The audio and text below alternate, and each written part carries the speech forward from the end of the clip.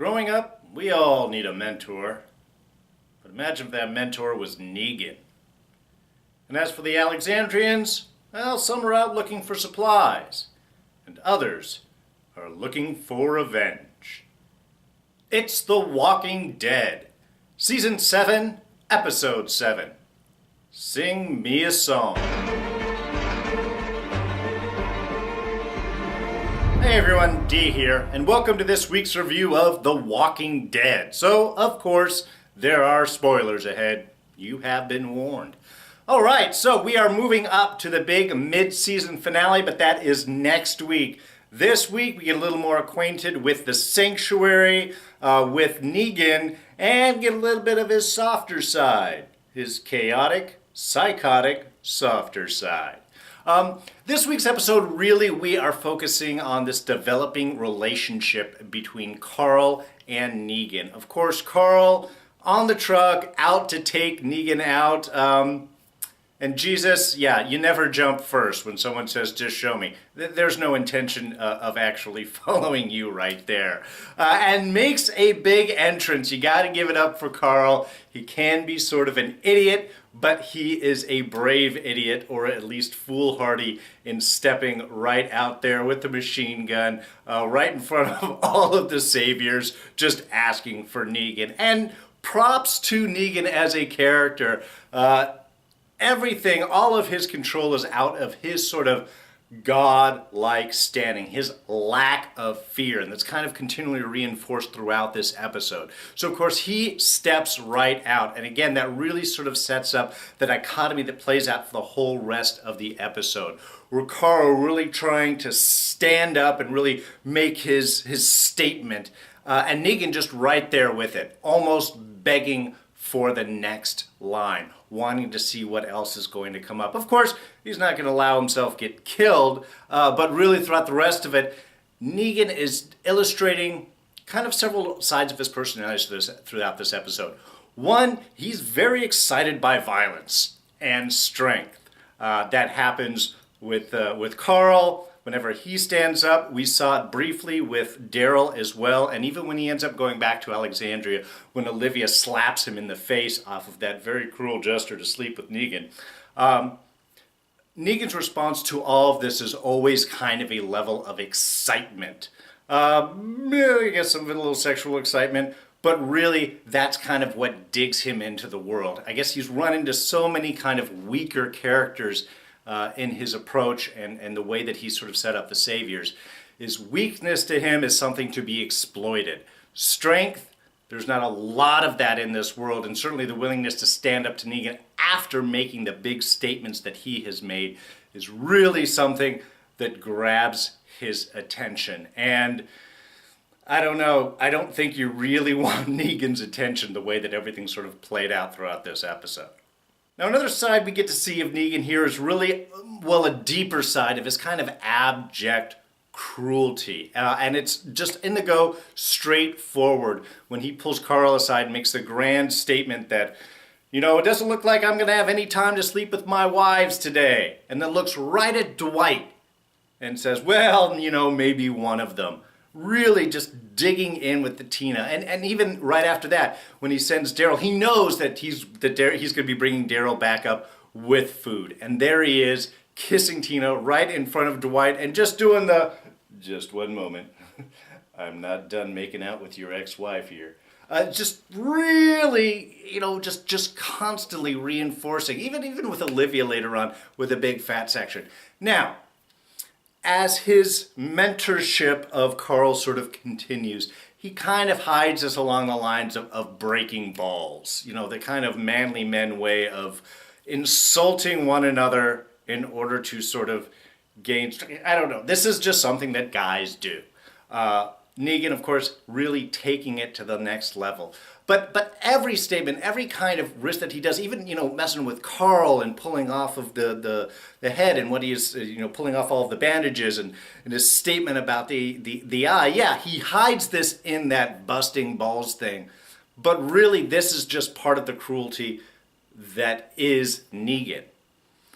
Now, saying that, we do see kind of a softer side And maybe this is hearkening back to Negan's, maybe this pulls up some of his backstory. Maybe, again, not always such a psychotic person, that this is something that the new world has brought into him.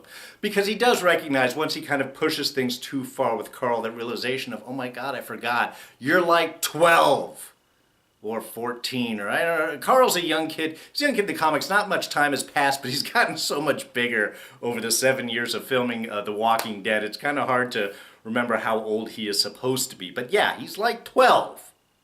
So, maybe 14. But the point being is, he is a young kid that is suffering this horrible disfigurement. And at least Negan recognizing maybe that's not something to laugh at. And done the same thing again with Olivia when he makes a statement about her weight and realizes, okay, maybe this was stepping things a bit too far. Some of that might be playing it for Carl, but on the other hand, I think it does sort of show a side of Negan, and I think that is important. You can't have someone that is totally cruel. His people wouldn't follow him. I think his illustration using the rules as the way to do this, to show, yes, I can be cruel, but only in these circumstances. Otherwise, I am a kind person. That kind of carrot and stick approach works with the people, and I think is a small reflective of maybe at least a tiny amount of humanity that might still be residing within him. But whatever that soft side is, again, it is not something that he shows well, and it's not something that he encourages certainly anyone to take advantage of. Daryl's going to talk back to him. He'll hold up the toothpick. Man, that's mean. And threaten Carl's other eye. God, fucking cruel. Even when Carl is making, is kind of dealing with him, he's kind of attacking sort of the soft side. But if you deny Negan, then he will step right back with, again, the big threats. Do not deny me. And when he brings in even Lucille and having... Negan has a thing with having his victims hold Lucille, I think, reinforces their powerlessness. And it's something that he continues on, with this. But again, also, like I just mentioned, the rules show his cruelty side as well. Because you break the rules, having your face burned with an iron... Oh, and having the last guy that you burned with the iron heated up and handed to you to give to the next guy... That is some serious, cruel shit.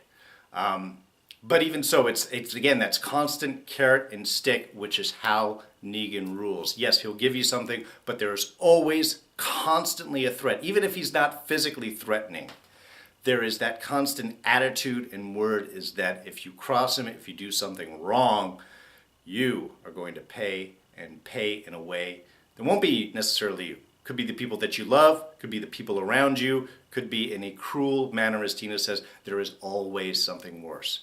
Yeah, you haven't hit any of the girls, but she knows that there are worse things that Negan can do than just the abject violence.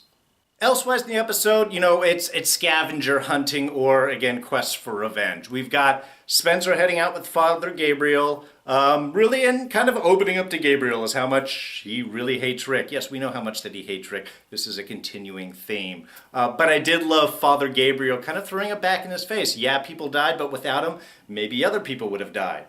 And even the final line is that, no, what you're saying is not a sin, but it does make you a dick. I love how Father Gabriel has kind of stepped up into thing, and in some ways this is a sign of what Rick, the positive effect that Rick can have in with a group, and might even, if Spencer lives long enough, rub off on him in a way. But here it's Spencer dealing with some of those demons. Loved him finding the hunter in the tree. The one thing though is when that hunter does fall, and Spencer's digging through his pockets, he hasn't stabbed him in the head. For some reason, that walker isn't moving, but I would have expected him to be just biting right up at Spencer's legs, or even worse, when he was leaning over there. That would have been a very nasty way to go. Then we have Rosita and Eugene. Rosita, of course, making Eugene make her a bullet. Also willing to step into the cruelties. A lot of cruelties going on in this episode. A lot of talking very mean things to people. And I loved how Eugene threw it kind of back at her at the end when she tries to apologize. And he says, look, this is just you. You've won, and now you want to try and make me feel better. You meant what you said. But of course, She is just trying to get the bullet. She's after revenge for Negan, of course. And I did like Eugene's little statement. He was actually thinking some strategy. Is that, yes, I can make you a bullet, but that won't do anything. If you snipe them, if you sneak up, if you stab them any of these ways, it's still, they've got all of these guys, and it's less than us. And they've got guns, and we do not. So even if we make a whole bunch of bullets, just number-wise, it's not going to work out. And that, of course, is assuming that your one shot you're able to make. Then we have Michonne also on her own little quest for violence. And I was kind of curious. It's like she seems to be following a trail. Was one of the trucks leaking? We find out, of course, that is Jesus leaving a little path to go back and forth and follow. Love that, using the syrup. Very nice. And then her piling up bodies to stop one of these saviors in order to get them to drive back. So yeah, a lot of people going for saviors. It opens up with Carl and Jesus showing up, and the episode ends with Michonne getting in a car to try and go and track him down.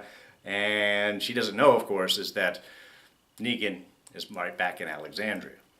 And then, of course, Rick and Aaron. And, you know, they're not really a whole lot with them. They're basically discovering this location, sneaking into the location, and then finding the big walker-filled moat. Great way to protect your place, by the way. Nice ideas. I love the imaginations that all of these survivors are coming up with using walkers to protect themselves. Now, I did think for a moment if maybe that the hunter that Spencer had found, if this is his place, since the note had said that if you're able to get this far, I'm probably dead, and we just saw the hunter dead. It doesn't seem like, it seems like that Rick and Aaron had gone a lot further than Spencer had, so probably not. Also wasn't written in Latin like Spencer's guy was. Loved that his mom had taught him Latin, that it would pay off. Didn't expect it to be this way. But really, I mean, that's kind of all that we get, though, with Aaron and Rick. It's going to be more next week as we're going on to the finale, and of course, he's got to come back and find Negan in his house. That's not going to be good. But the discovery of whatever they're going to find on the other side of that moat will be hopefully something that's going to open up the possibilities for their world. And lastly, a couple of things. One, the whole face burning scene, bad enough, but when he pulls it away and we get that skin snapping back, that was gross. Great looking, but totally gross. But honestly, I think the scariest scene in the whole episode is when Negan discovers Judith. Everything else is handleable until that moment. And in fact, I was looking at Carl in the background and I was just wondering, is he going to be really toying with that bat? Like, before he could make that final step, is he going to make his swing? Probably not, because again, if you don't get him in that first swing, you're not going to get a second. But yeah, him just playing with Judith, especially there sitting on the porch and just playing and saying, I may just have to stay. Maybe I got to kill you and your dad. And you're like, yeah, because you're going to adopt baby Judith, and that cannot be allowed to happen. All right, but I think that's going to wrap things up for this week. Now, I said big setups going on. We've got Rick and Aaron heading across the moat. What are they going to find? Jesus, he was on top of the truck, and then he was gone. We did get a little look from Daryl up. Nice way to give it away. So what happened to Jesus? Did he jump? Is he there to back up Daryl? Who gave Daryl the note?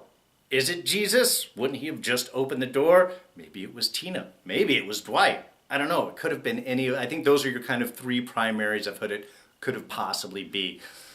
Is it another test or a good opportunity to escape? I am guessing the latter. Didn't do a note before, and why kind of do that tease, especially with Negan not there. So a lot of that, plus what is going to happen when Rick shows up back in Alexandria and discovers Negan there with Carl and Judith. A lot of tension. We got 90 minutes next week for the mid-season finale, so a lot of stuff to cover and a lot of time to do it, so it should be really, really good. All right, so if you did enjoy this review, please hit that like button.